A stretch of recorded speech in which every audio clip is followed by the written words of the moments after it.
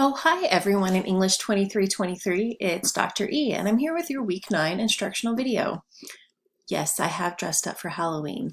I am Rosie the Riveter, just like my little Leslie Knope here.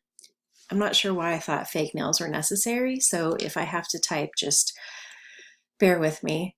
All right, so I wanted to say that we're into Week 9, and this is a kind of course that takes sustained effort and energy. So I appreciate those of you who have really put that effort and energy in, because this isn't like a course where we read a ton of work and then you have a midterm, right? We have things every single week, and I know that just it takes a different kind of energy to be successful in a course like that, but I really appreciate all the work that you've been doing, and I also appreciate all the well wishes for those of you. I'm trying to get better, trying to trying to heal and feel better. So thank you so much. All right, so let's go ahead and go to the content area so I can show you where to go and what to do. This is a pretty straightforward week, which I need to make visible, so stand by. All right, so in the content area, we have week 9 that is now visible. See, you can do this. So you're going to read the biography of an author whose name is Catherine Mansfield, and she has a short story entitled The Garden Party. And so don't worry this week about the reading journal. So I realize that I am behind with some of that grading, so I'm really trying and somewhat struggling, but really trying to catch up. And it just didn't feel right to say, okay, now another reading journal when you haven't, had grades for the previous ones, even though I know they're amazing. I'm sure they're amazing. It just didn't seem like something that would be fair. So you are watching that weekly video, and no reading journal this week, but we do have a discussion and responses. So we have a post that's due on Thursday. You'll want to respond to 2 of your colleagues, and then of course the participation quiz, which is based on this video, based on the readings, etc. So a pretty straightforward week. Hopefully it's feeling kind of light for you. So you're watching what will be here. Nothing to review. Go on over here if you need to review anything or double check or, visit resources, that kind of thing. This week's discussion, so last time we thought about images, and I thought that was really fun, and I appreciated your responses.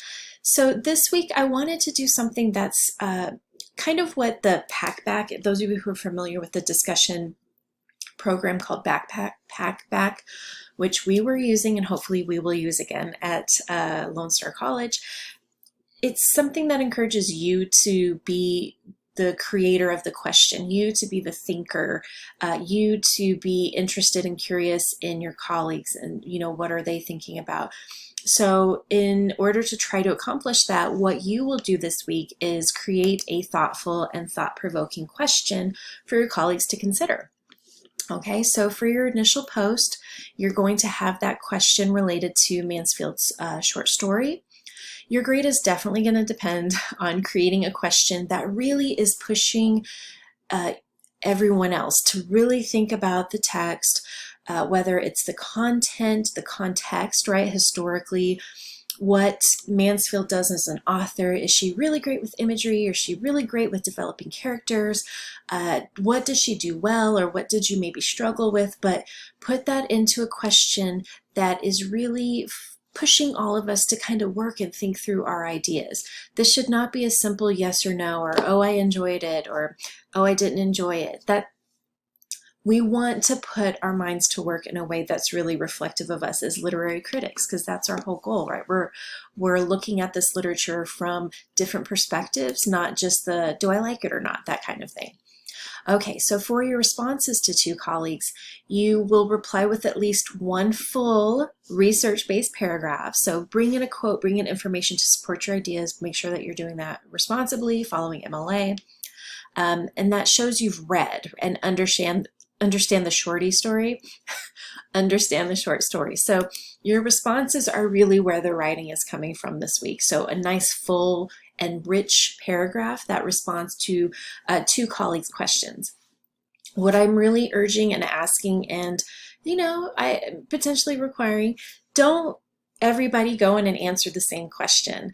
Go and look through everybody's questions, really think about what responses you'd like to contribute to, but don't just sit with one person's questions and the whole class answer that. Like, look around. Who doesn't have anybody responding to their question? Think about it.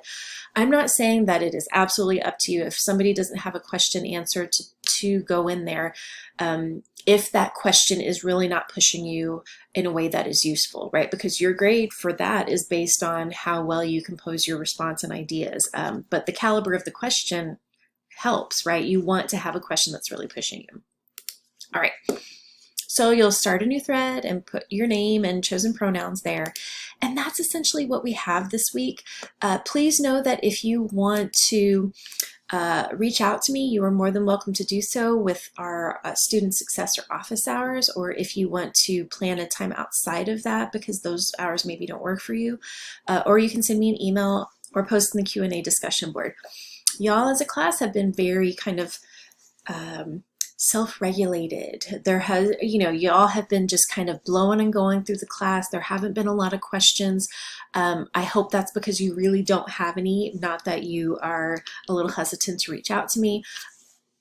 Obviously, I want to be a resource for you and approachable. So let me know if you need anything, and I hope you have a wonderful week. And hey, maybe next week, maybe another costume.